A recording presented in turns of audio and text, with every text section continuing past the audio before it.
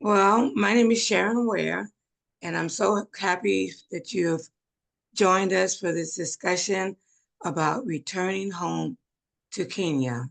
And I'm going to be speaking with Purity um, Bugwa. Bugna. Bugna. Mm-hmm. I am challenged by her name because it starts with the M, and I want to say Mabunya. But Mm-hmm. anyway, she's a delightful, delightful young lady.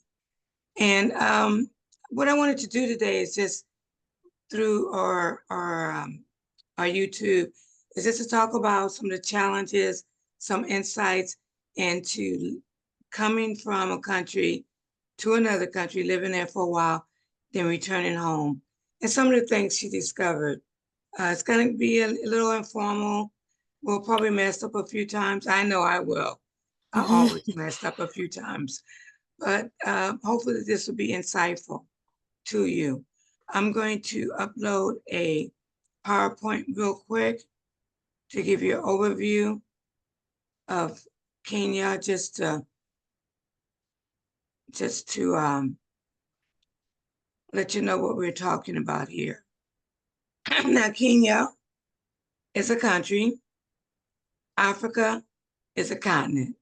I don't, I don't know how many times I have to say that, but and it's a fairly large country, and Purity can expound on that in a moment. But a lot of people um, will contact me as a travel advisor and say, I want to go to Kenya, and then I want to go to Uganda, then I want to go to South Africa, and then I want to go to Ghana. And it's like, how long do you have? You know, because they have this picture that Africa is really quite small. This is going to be our lovely guest today, and her picture does not do her justice. She's a lovely young lady. Purity, how old are you? I am 26 years old this year. And I'll be turning 27 and you can later. see she is lovely, and she'll talk more about that in a moment. But so back to Africa. This is me, um, and my travel company is Watermelon with Seeds Travel, and I do curated trips across the African diaspora. And what does that mean? That simply means if it's a country that has Black folks living in it, I could do a special trip about those Black people living there. Because despite what people believe, Africans have left Africa as early as mankind has been in existence and traveled throughout the world. You can find Africans in Iceland, in South America, in all over Europe, any place on the planet that you could find Africans. And so I try to share those stories. And my YouTube channel is African Travel Journeys with Sharon. And so that's what we do. We just learn about people from Africa. People always ask me the question, why watermelon with seeds? Well, a couple of years ago, I wanted a nice, juicy red watermelon. And people would bring me watermelons, but they were the seedless and they weren't red and they weren't juicy. I said, no, just get the ones with the seeds. They said, oh, they're too hard to find. But what I found is the watermelon with seeds are much more juicier, they're redder, they're sweeter. Also, the seed itself has a lot of nutrients. A watermelon seed, you can grind it up. You can get a lot of your elements, magnesium, selenium, a lot of things in the seed. If you grind it up, and you can take that as nourishment. And it began to make me think about Black people. So Black people are Black, they're beautiful, they're rare, because to get a watermelon with seed is rare. And if you grow them, they will flourish. And so that's how Black people are. So that's where the name came from. So back to East Africa. So Kenya is located in East Africa near the, I guess you call it the Horn. Do they call it the Horn of Africa? Yeah, Uh, it's one of the countries that's at the Horn or yeah, really close to the Horn of yeah. Africa. So Yeah. it has a lot of land and country surrounding it. It also has a ocean that it's in contact with, and it runs across I should say the equator runs across it, which gives it some interesting weather. And you could talk more about that if you want to, about the weather Oh yeah. briefly. Go ahead. So Kenya itself is usually has like two seasons only, and the first one is like the rainy season and the really hot season. So rather than like the US where you have four very distinct seasons, there you have two. And in my experience, it's that July, August, those summer months are the ones where it's raining all the time, and the winter from like December to like March is very, very hot. But that's all across through Nairobi, which is right basically on top of the equator. And so it's very hot, very dry heat. But the closer you get to Mombasa, the more you get ridiculously hot. I have a family who lives down there, and anytime I complain about Nairobi being hot, they say, "Oh, this is nothing. Mombasa is just incredibly hot, especially because it's right on top of the ocean." My bad, right next to the ocean, so it tends to be extremely hot and humid. Where Nairobi is just hot and dry. Um, Yeah, yeah. And when I was doing a little research, Nairobi is up high. It sits mhm. up high, which is very interesting. Um, this is a closer picture of Kenya. We're going to go over some of the towns that Purity's family lives in, and where she visited when she returned. This is the flag of Kenya, and beautiful. I don't know if you can see my bracelet. Can you see my Yes, and bracelet? see it, yes. That she brought me back. It's beautiful. And they do lovely, lovely beadwork. Just one day I'm going to get some of those little animals that they bead.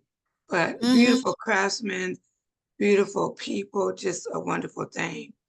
Before we get too much into some of the cities, let's go ahead and formally introduce Purity. Purity, as she says, she's 25, I'm will be 20, 26. she's 26. And tell us about yourself. You were born in Kenya. Tell us a Mhm. little bit about that. So I was born in Kenya in 1998. And in that year, my mom told me that there was a monsoon in the country, which is wild to me because I haven't experienced a monsoon since, but it was pretty bad. But I was born in 1998. And when I was 10 years old, we came to the US. It was 2009, February 5th. February 14th, 2009. I'm trying to remember the exact date because it was on my sister's birthday. So she turned, I think, 6 years old in this country. Um, so we got here when I was 10 years old, and for the next well, no, like I'm 26 now. So the next 16 years, I was able to go through the US education system from roughly fifth grade, and I finished college in here.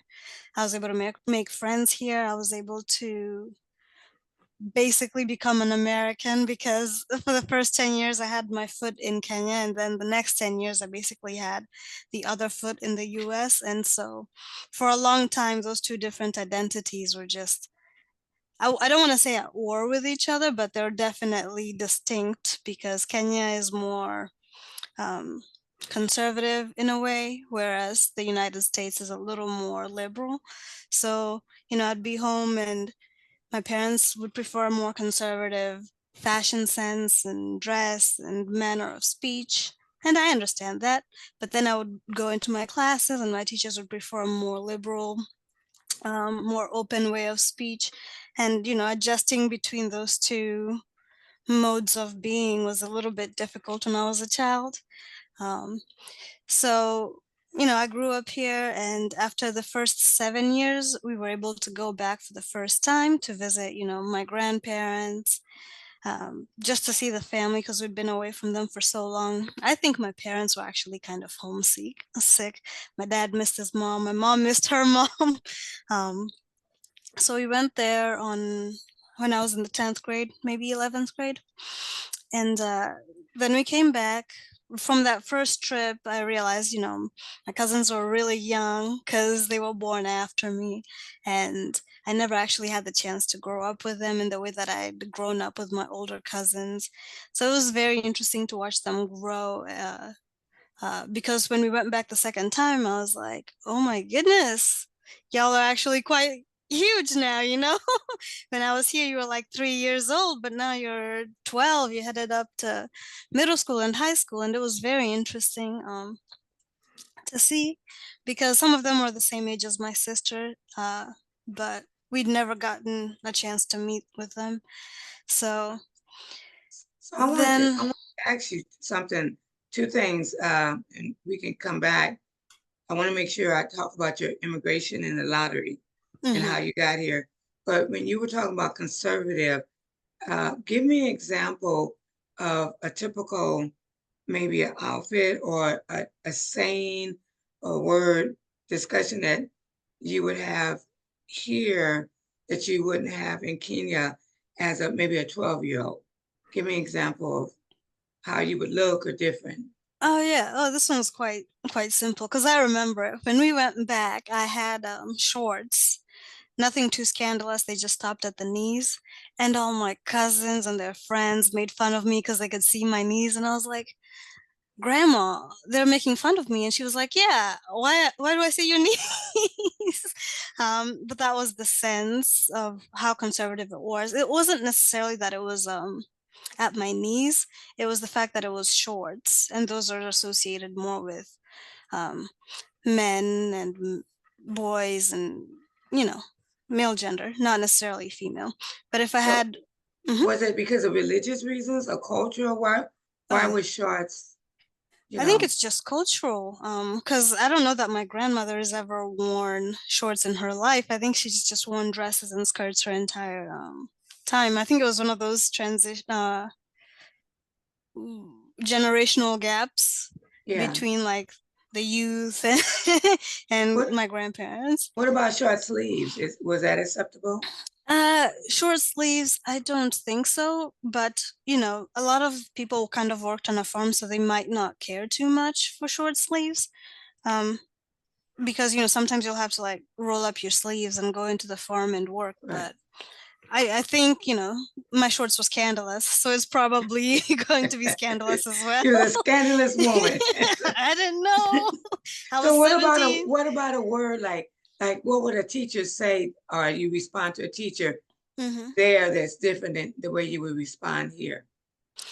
I think it's just the general questions that they asked. I think in the US they were more open-based questions like, how are you doing? Not necessarily focused on the education itself, So like we would be talking about, how am I adjusting to like the new culture? How am I enjoying myself? How do I fit into the classroom? Do I feel like an outsider in the classroom?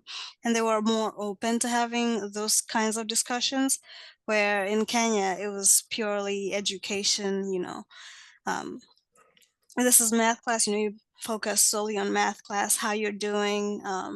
Those soft questions weren't necessarily for the children. Got you. Um, so So it they was wouldn't very, ask a little child, "Oh, are you feeling sad today?" You know, that yeah. kind of thing. They wouldn't probably do No, that. no, no. Like you show up That's to more of class. American kind Yeah, of, that's very "Oh, put your American. happy face on," that kind Mm-hmm. of, Oh okay. no, like you'd show up to class and whether or not you were having a good day or a bad day or anything like that, they just like jump right into it. But I think in Yeah, America, I think I found that teachers were more open to discussing what was going on in the yeah, classroom. yeah, Yeah. yeah.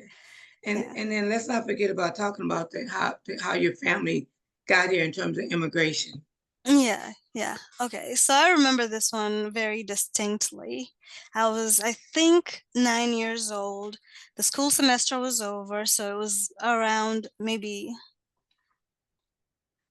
It wasn't quite over yet. I think my parents had pulled me out of school so that we could get the immigration paperwork done and all that, the vaccines required, the passport photos, all that documentation um, completed. So I remember I'd been out of school for maybe a month getting all this done. And it was in November, maybe December. And I didn't quite know what was going on. I was just happy I got some free time outside of school. And I think it was like 2 months before we left, or during one of my vaccine visits, they said, oh, by the way, your mom went and played the lottery, and it sounds like gambling when she explains it to me, but essentially she got her paperwork, her passports, and she sent it through to the US Embassy or some kind of system that would accept the her information, the fact that she had a family, any relevant degrees, the ages of her kids, her husband, all that. She just sent it through and it was accepted. And essentially, I think we had maybe 2 to 3 months to get our stuff together, pack up our stuff and then head out to the United States. So part of that was taken up in the first month where me and my sister were getting our vaccines, getting our passports, getting all the necessary documentation. And then the second half was my parents trying to figure out what to do with their assets back in Kenya. And then the third portion was trying to figure out, like, how do we pay for a plane ticket all across the United States? And to hear my dad say it, I think he sold basically everything. And just so that we could have like some cash like once the plane landed, because I don't think that we were able to qualify for any assistance when we landed. So the idea was, oh no, we'd get here, maybe get hosted by a family for a little bit, get our feet under us, and then come to the US. But essentially, she just said, hey, I would like to get a green card ticket to the United States, applied for the necessary forms. And then she heard quite quickly back that she was, accepted. And so she had to get everything together, get the tickets, and then like move us here. Now, both your parents have degrees, are educated? Yes, I know my mom is an accountant, and my dad is a veterinary by education. Now Well, they do something completely different. that's a pretty big degree. And now they do what? Oh yeah. What do they do now? They're both nurses. Yeah. Or they're working towards being nurses fully. I'm not too sure. I think they might be PRNs or RNs. Yeah. Um, Yeah. but What was the motivation for them to leave Kenya at that time? I think the main motivator for them to move that quickly was because it was an election year and there was a lot of violence at the time. It was 2008 clashes. And so I think that really heightened the urgency of like, let's look at other places to live, because every 4 years, every 4 or 5 years of like political violence is not very tenable. But I think at the same time, when you look at the economic prospects in the country, there's not too many. Um, it's there, but it's not quite open or as prosperous as the United States. So if you want to like flourish, it's up to you to like find a country that's willing to host or accept immigrants, because life can become very, very difficult. Because there's just no financial opportunities. Yeah. So I think it was two-tiered. I think the urgency was from like the violence at the time. They looked around and they were like, this is not ideal. But if you think about the fact that you've got like 2 kids, and if nothing changes, then they'll grow up in the same system. I think that just makes things a lot more urgent. So the first chance you get, you're like, let's go, let's try this. And then, you get to the US and you're like, okay, this is significantly harder. Oh, harder, really? Much harder than you by you coming expect. to the US. It's harder. Okay. Even life in the US is much, much harder, because I think they expected that their degrees would transition into like opportunities in the United States. Uh, But essentially what happened was they had to start from the very, very bottom because mm, none of their educational credits transferred. So I remember studying for like my sixth grade exam and something, and my mom having to like study for the GED, so that she could at least do that, so that she could be accepted at like Wake Tech Community College, and then like transfer out to like another college so that she could like keep getting mm. credentials necessary to do her job as a nurse. Is Because that is that typical for many uh, immigrants from Kenya that their degrees are not accepted?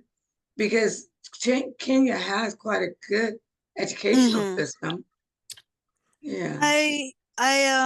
I think some of the things, I think my parents studied in the country, not necessarily like university.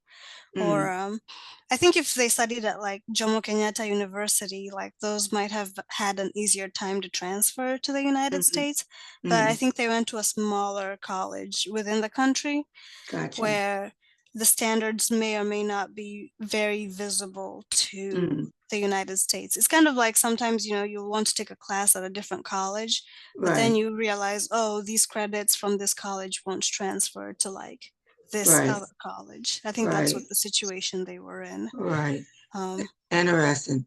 So let's talk about Nairobi for a minute, because even though, did you spend any time living in Nairobi? oh yeah, we lived in Nairobi. My parents actually worked there, so like anytime we needed anything, they just take us with them, go around Nairobi. We lived, I think, just on the outskirts called Thika. I will go through this in your map, but yes. Yeah, Um, we lived in Nairobi. It's a very, very beautiful city, I think. yeah, Yeah. yeah. And I think that us Americans can not always have a clear picture of what another country's like. And many times I've had people ask me, and particularly when I was taking students um, on trips, they would say, do they have running water? Do they have do they sleep inside, or do they sleep in a hut? And so I hope to dispel some of that, even though it's a beautiful country. I've been to Mm-hmm. Kenya once, beautiful, but they also have rural areas and they have culture. And, you know, the Mm-hmm. main thing about this that I put up that people have opportunity to read when they go back through the taping, but it's a metropolitan city. It's a big Oh city. yeah. It's Yeah. everything. United Nations have headquarters there. It has a parliament building. And it was Mm-hmm. translated out of my sign language, a place of cool waters, because it is high up. Beautiful city. I just remember when I went, it was very, it just had everything you would need, it had everything Mm-hmm. you need. So, Oh and yeah. They this is an have example where you have tall, high rises and you can see a giraffe. I mean, it's just, what are your remembrance of that, not only when you returned, but when you were a child? Oh, when I was a child, I think getting to Nairobi was a big trip, because at the time there was like heavy congestion. The roads were usable, but like for the volume of people who were trying to get in and out of the city, it was just not enough. So I remember thinking, oh, Nairobi is so far away. It's 50 minutes down the road on a bad day.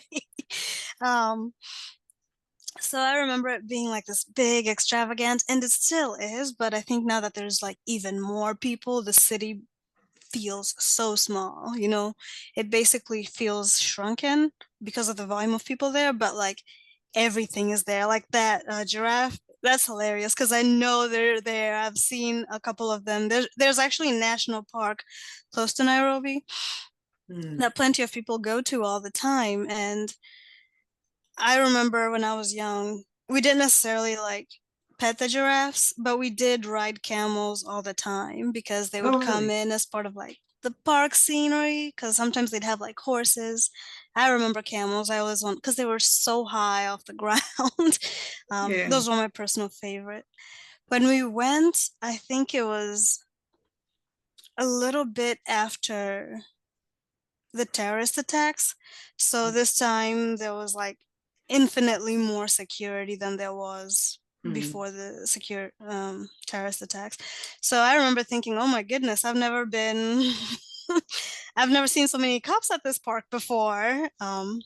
Yeah. But it's because everybody loves going down there. It's I a think I have vibrant section a in the picture. city.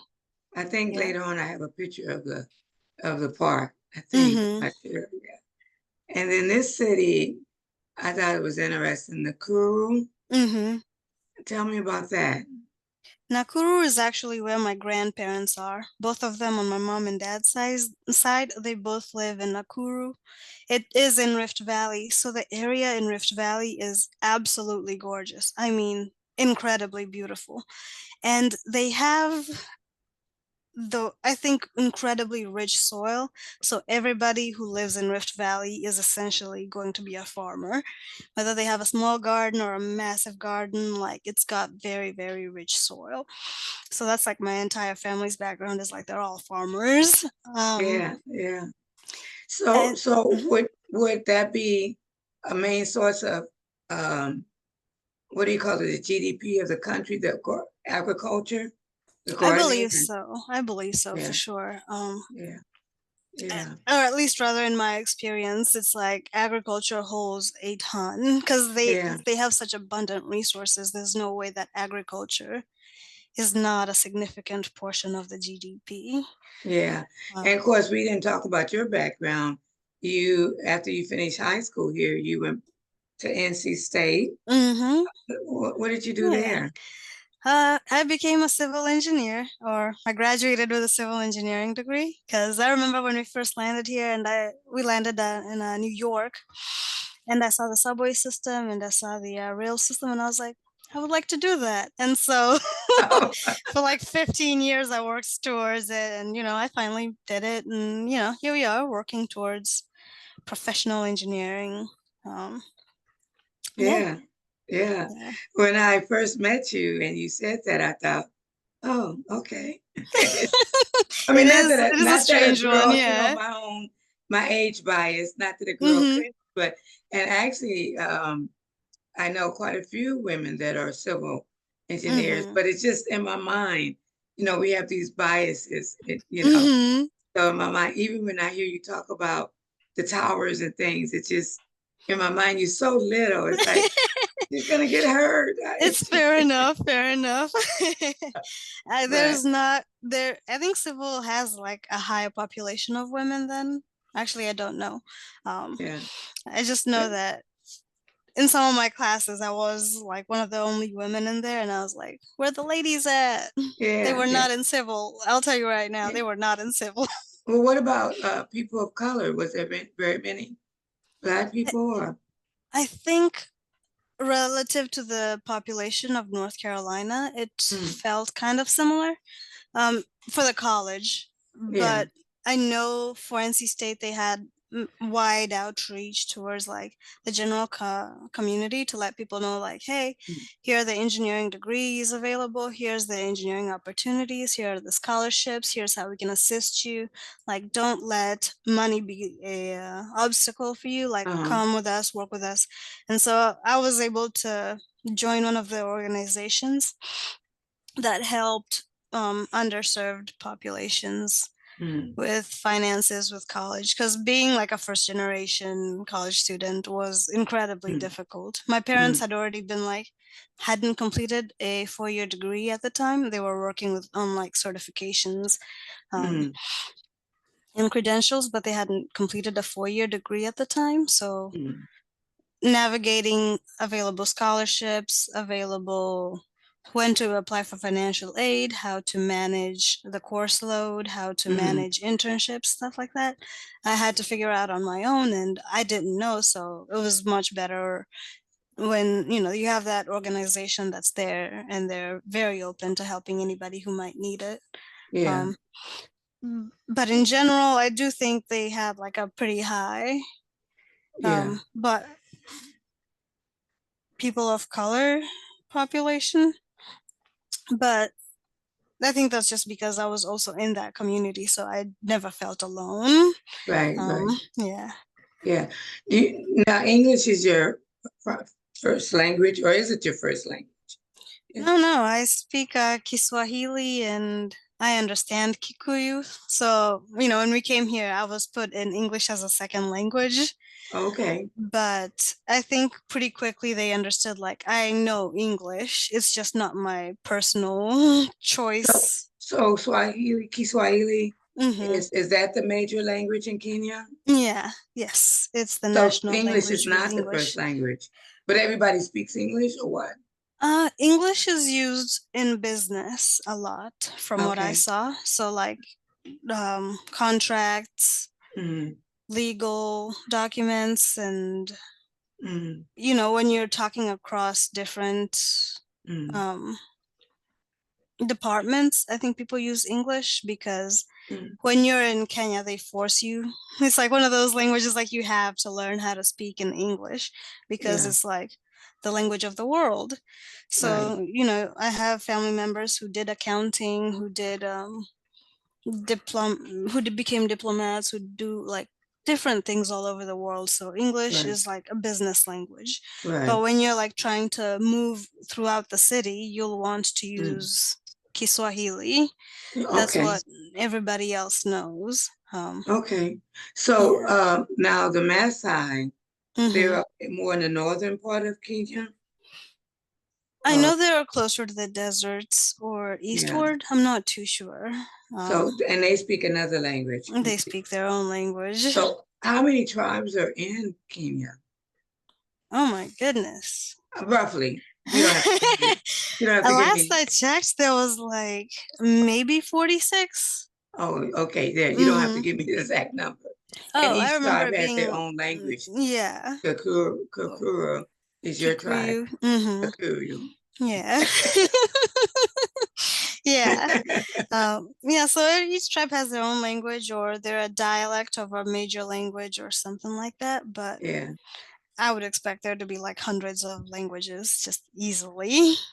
So Um, when you're in Kenya, mm-hmm. just like when you're in even North Carolina, you're gonna have a lot of diversity. You're gonna have rural, you're gonna have city. I saw this picture about this mall and I thought that's a really nice mall to go to. Have you ever been Mm-hmm. to this mall right there? Oof. Golden No, Light Mall? no. I don't think I've been. I've been to Thika Mall. Yeah, Um, yeah, which is it's outside similar of Nairobi. outside of Nairobi, yeah. Yeah. Yeah, I hate to say it, but they do malls better than they do in the US. And why is that? Tell me about that. I think at one point there was an entire roller coaster inside the mall. One of those spinning ones, Wow. like the spinning teacups or the circular Yeah. ones, but like small, but it was also in there. And I was like, why is there an entire roller coaster in this mall? Are the malls air conditioned? I want to say yes, but I think one of the materials that we use in Kenya is stone, and that tends to be like very Cool. cool all the Okay. time inside. So I wouldn't know. I wouldn't know. I noticed a lot of the buildings are stone, Mm-hmm. and this is looking over Lake Nakuru, that Nakuru. Nakuru, Lake Mm-hmm. Nakuru. Um, and then this is those pink swans, which I'm fascinated by. Whenever Mm-hmm. I go to a country and I see those pink swans, it's the food they eat that makes them pink. So Pink swine. swans, Oh, I mean not swans. swans, but they're not they're not swans. Flamingos. Flamingos, I call them Yes. swans. And I'm looking Yes. right at the word. I Mm-hmm. said swans, flamingo. See, that's Mm-hmm. what I say. And I'm not even gonna edit that out because Mm-hmm. other people probably call them swans too. It happens. It happens. But flamingos, but what they Mm-hmm. eat makes them pink. But they're always beautiful when I see them. Yeah. This is I've a actually never university. been. Oh, really?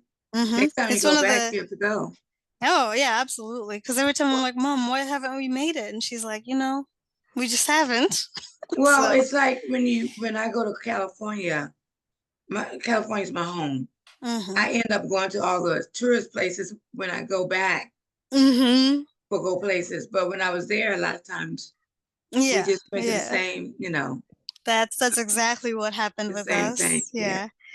Yeah, this is a university, and I was at a very nice university. Hmm. So is this part of the university you said, Yeah, Jomo Kenyatta? Kenyatta. Yeah, Jomo. I don't think so. I think it's different. I think there's like a University. couple major universities in the country, and this might Yeah, be like the second one. one of I'm many. not, yeah, I'm not Yeah, too sure. yeah. Um, But I it's never. it's it's has all the modern. You didn't have any Mm-hmm. problem with the Wi-Fi or Mm-mm. any Oh modern no. Oh no. conveniences. No, no, no. I think Wi-Fi there is done a little differently. So you like pay for it as you go. So you know how you pay for your phone bill, like Yeah, in one, I think there you just like pay as you go. pay as you go. And part of that is like I would also like internet. So you just like add it as a charge for like so much. And once you run Yeah, out, you just top up. Um, yeah, so it's basically you're not wasting anything. Absolutely nothing is being wasted when you're there right. because, you know. Yeah. Well, that's how I do my cell phone. I stopped using those big plans because Hmm. I wasted so much. So Yeah. I just pay as you go. I pay as you go. I saw this picture of this house. It was so Hmm. beautiful. A lot of it's Yeah. made of stone, Hmm. But the stone is cooler. There's a lot Yeah. of buildings I've been in that were stone. They were Yeah. cooler. This is not Yeah. far outside of Nairobi. No, Are you that's familiar with this city? yes, Marurui. That's where my aunt lives. That's actually where we went back when we visited this past year. Um, she was in Marurui. The place is closer to Nairobi than where we usually lived, which is Thika. So it Yeah, was for me, it was basically like a new place yeah, because you can think of like Thika as the suburbs. yeah, Um, but Marurui is like as close as you can get to the city without being in the city. Like you're literally on the yeah. edge. And Um, a lot of cars apparently. A lot of people are using cars. hmm. So I guess the city has to work on their public transportation and bridges. So that'll Hmm. be your job, right? Yeah, I was thinking long term when I Yeah, chose to be a civil. yeah. Um, And then the countryside is beautiful. And but that you can see that red earth, kind of like a North hmm. Carolina clay. That Yes. red dirt, Hmm. and the trees really, really big and beautiful.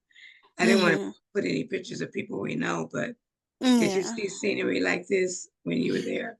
Oh yeah, especially from that first photo. Like I was not expecting the soil there to be as rich as it was in Nakuru, but they essentially had farmlands everywhere. Yeah, Um, because me and my sister were just walking around one day and we just kind of stumbled across like this huge, massive farmland in the background, and I was very impressed because I was not expecting it at all. yeah, There was a river cutting through, so they were able to like water and manage the farm. But like I said, you're in the city, you're not expecting to see a huge farm right, right right. next to you. Yeah. Now I did realize that I sent you a video about Karens, Mm-hmm. and there's apparently a lady named Karen that went to Kenya and formed, and I think they mimicked the Out of Africa movie on this Mm-hmm. Karen, but using the labor and almost using it like slave labor, just taking advantage of the local people. Mm-hmm. Did you see that, or did you experience any of that, where Europeans will come in and try to take advantage and use the locals as farm labor and kind of like a enslaved, very meager wages? And did you did you notice that? I did not, but I might also not be in like the population affected by Europeans Mm, migrating. mm, Because when we were in the city, they were just there visiting the same tourist attractions that I was trying to convince my mom we should go to. yeah, yeah. Um, Is I, it significantly more locals in the city, like mhm. 80% or something? Oh yeah, I think most everybody's a local. I didn't notice too much in Yeah. terms of immigration or anything like that. Uh-huh. Um, I do think, I mean, I wasn't there for too long. I was there for 2, 3 weeks. So I didn't notice many immigrants where Mhm. I was visiting family. So the fact Yeah, that they're not affected means I'm probably not going to be be aware affected. Yeah, of you know, people yeah, who come in and behave badly yeah, yeah. towards the Taking locals. like buying up the buildings and you Mm-hmm. know, making it. I know in some countries when I was in another country, there was they called them Bentus. I thought it was Mm-hmm. an actual tribe, but Mm-hmm. it's people who've been to Europe and then came back. They called them Yeah. Bentus, but they were buying up and gentrification basically. Mm-hmm. A lot of the buildings, a lot of the farms, because they had money, but then Mm-hmm. the locals didn't benefit from them coming in. They Yeah. took advantage of locals, but that wasn't too obvious to you there. No, no. I think a lot of my family tends to be self-sufficient. So I Oh, think once you have like your own place, mm-hmm, because they sell land pretty mm-hmm, frequently. So like as soon as you have like a plot of land, I mm-hmm, think most people usually like have their own garden. Um, mm-hmm, they sell that and they basically manage everything that they can mm-hmm, within the family. mm-hmm. So like have the opportunity to interact on a mass and people who would want to take advantage of you, who would need to have Gotcha. like that much. It's just I don't know that it might be in different areas. Like I Yeah. didn't see it where we lived. So would families live in more like a compound scenario? Mhm. Like several family members close together? Yeah. Would you see Yeah. that? Yeah. Yeah, Yeah. yeah. So Um self-sufficiency. yeah. Yeah, yeah. But that could be good, but that could be bad if Mhm. maybe you get on the outs with one of the family members. Mhm. Exactly. So what happens then? Um Then I think, our family's big enough. You tend to have like 50 or so cousins. So, yeah, there's always someone who somewhere you can can, go to. yeah, yes, there's always Yeah, someone you could go to, unless yeah. you somehow burned all the bridges, which is impressive on its own. Um, but I think since people are very open, very communal, Yeah, I don't know that you'd necessarily go without if you fell off yeah, with one member. yeah, yeah. Yeah. What is the religious environment? What would you say the average person was in terms of religion? I think the average person is very aware of Christianity, or Hmm. rather, the Protestant version of Christianity. So Hmm. think Pentecostal, Baptist, um, and there's a significant Catholic influence in the country. So Hmm. Catholicism, Anglicanism, the Anglican Church is also there. And what surprised me is I also saw the Mormon church was there. That was Hmm. surprising. That might be like only a city thing because I almost guarantee you my grandmother does not know about Mormons.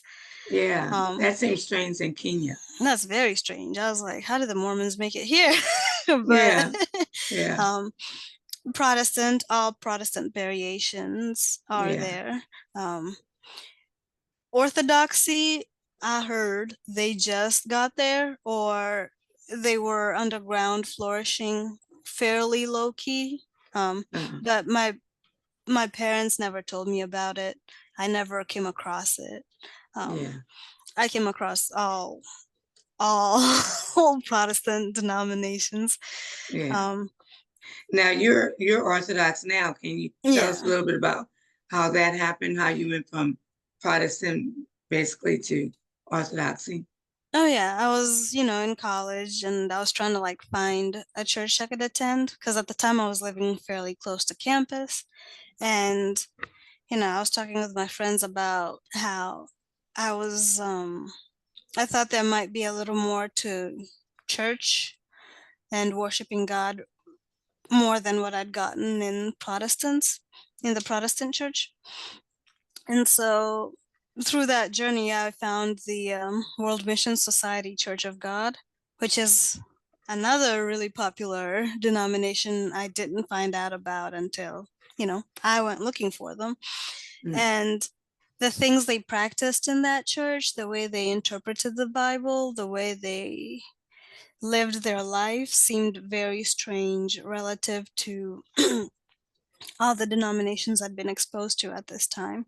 So in mm, my mind, I was like, I've attended almost every church you could imagine. There hasn't been too much of a variation. There's been significant variations, obviously, but I think most people believe like Jesus is the Son of God, and there's no way to heaven except through him. That's like the bare minimum, and they mm, didn't believe that in this church, and so we'd be reading from the same verse, and they'd be interpreting it extremely differently. They were very creative with their interpretations, and that that level of creativity and flexibility mm, when reading and interpreting the Bible, I didn't mm, think was good. But again, I was Protestant. There's like 5,000 different denominations. Like, who was I to like say you're doing this wrong? mm. And maybe I could have, maybe, but there's also 5,000 denominations I'm okay with. So I decided to look for like an older church that um, is more in line with what's described in the Bible. And there was Catholicism and there was Orthodoxy, and so I went with Orthodoxy because I'm well aware of what Catholicism is, and um, but I didn't think it was. I want to say old enough, but that's not the right term. But like true to how um, we were meant to worship. Does that make sense? Yeah, from the scriptures. Yeah, from the scriptures. So Yeah. I found Orthodoxy as I was driving to work one day, and I was like, "Oh, there's an Orthodox church," and I joined.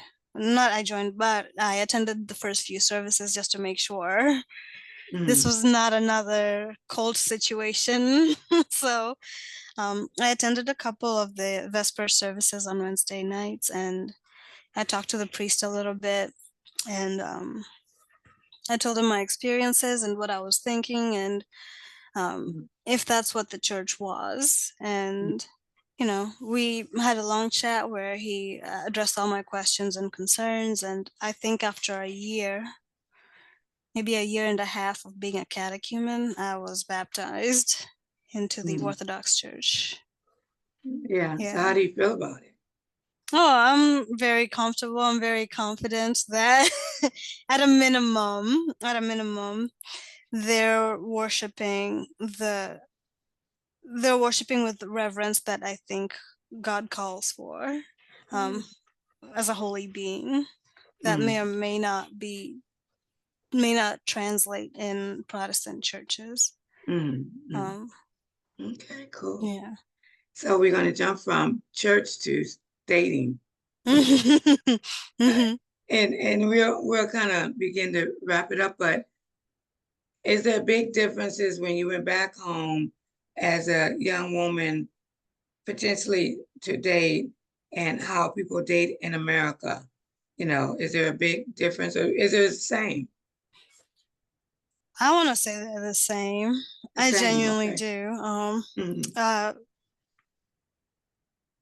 but I was only there for a short amount of time this time Yeah, around. yeah, yeah. When I was there, dating age was not, I was too young to know. Right, But right. now I'm like, I think I understand the US dating culture more than Kenyan dating culture. But Yeah, when I was talking with my cousins and some of my friends who are still in Kenya, I was like, this sounds exactly incredibly American. But I think yeah, I swear, in my opinion, I think it's just the youth. Because yeah, I think people want love, love, love being in love, and whatever the social yeah, taboos are, or whatever yeah, they just say, oh, this doesn't apply to us, and so they just basically fall in love all the time. yeah, yeah, um, it's the same. It's the same, yeah, in my yeah, opinion. Like, I'd be very surprised if it was different, but I yeah. do know that Kenya tends to be a little more conservative, but Hmm. that's just cultural, not necessarily personal. Like, Yeah, culturally, like, you'll see like a lot of people moving. in a conservative way, but once you talk to them one-on-one, they're infinitely more relaxed and liberal about certain things. Mhm. Or maybe even they're just hypocrites and they have different rules for society at large and they just live however they want to personally. That could be it. That could The genuinely way just be life it. is, right? They be like that. Yeah, it just be like that. Yeah, yeah. Yeah, But it yeah, is more conservative, I will yeah, say, but where America's yeah, is more open, but yeah, that almost means nothing now. yeah, yeah. Mhm. I noticed um I just put these pictures up because I was fascinated by how many buildings were round Mhm. and if that was any significance. But being round is a good architectural design, sturdy. So, but this is one of the towns that some of your family lives in. And I just mentioned that. I Mhm. think you just said they're a milling. They have a lot of trees logging town, Mhm. a lot of Mhm. farms, a lot of farms. Yeah. Boy, if I wanted to be a farm, a farmer, that'd be the place to go. Oh And yeah, these they're little kids out, like kids do, mhm. they gather and everybody has a good time. Oh Her yeah, her it's knees always are a good covered. time. Her knees are Mhm. covered. Oh no, but the shorts will be the pants may be Yeah, scandalous depending on where you're going. yeah, yeah. Yeah. But yeah, so we basically have covered everything. Is there anything that you want to share with our group? You know, I think Kenya's an incredibly beautiful place to go, and I I think you agree. should visit at least once. Have Yeah, travel into the city for your first few, just to get yeah, acclimated to the weather, the language, and then once you're done with that, like go visit like Nakuru or something that's yeah, not in the city, just to like slow down and actually enjoy how beautiful the entire place is. yeah, Because I think there is such a drastic shift between like the metropolitan area and the urban area. Um, but I don't think like, oh, we're in the suburbs of this place might work. I think like go to the city and then go to the right. countryside, not necessarily like the Yes, suburbs. The and it's suburbs is fine, but diverse. there's not much. Yeah. Yeah, it's Yeah. diverse. Every area has its own uniqueness, like every Hmm. place in the world. So Yeah. Yeah. yeah. Well, I've learned a lot from you, Hmm. and I went once and thoroughly loved it. And Hmm. but next time I go, I'm taking you. I'm gonna go Yeah, of into the course. country. We must see the flamingos and we must go to the beach. Well, I think of swans, but we must Yes, the pink swans. the big swans. Mhm. But yeah, the beach. Oh, yeah. I did. Yeah. I did briefly go to the beach, but I didn't stay very long. But it was lovely. Mhm. I loved it. Yeah, Oh yeah. Yeah. yeah, Oh, my cousins swear by the beach. They'll complain about the heat, but they're not living anywhere else. They're at the beach. So, yeah, yeah. So, yeah. you think you Yeah. ever live back there permanently? Maybe not now. I think I would like to build my career in the United States first so I can actually get like a lot of experience. And then maybe when I'm older, I'll revisit maybe going back. Because I mean, the US is fine. It's lovely. I like it. It's where I've grown up.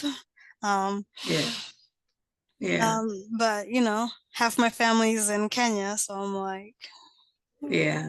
what to do? Um, Right, right, right. yeah. It's just Yeah, one of those things where I can understand when people go back and I can understand why people stay. But for me, I think being here right now is yeah, best. Yeah. yeah, yeah. And sometimes it's not just the place and the beauty of the place, but you form a community of people, and Mm-hmm. sometimes that is hard to give up. So Oh, yeah. Oh, yeah. well, I'm going to stop sharing, and I'm going to stop the recording, and I so thoroughly thank you for all your insight and Thank you for having me. This was a very enjoyable call. I love Yeah. watching your previous videos as well on Oh. YouTube because sometimes it's hard to catch during the day. Oh, um, good. I'm glad you're watching but them. yeah, yeah. Yeah. I don't know how to stop them. Where's the little button? I think it might be at the bottom. Yeah, they got all the other AI stuff. I don't need all the AI stuff. I I'm just just gonna want to go, close this. I'm gonna go rogue, but I'm gonna go Mm-hmm. ahead and cut it off. Okay? All right. Mm-hmm. Thank you. Thank you so much.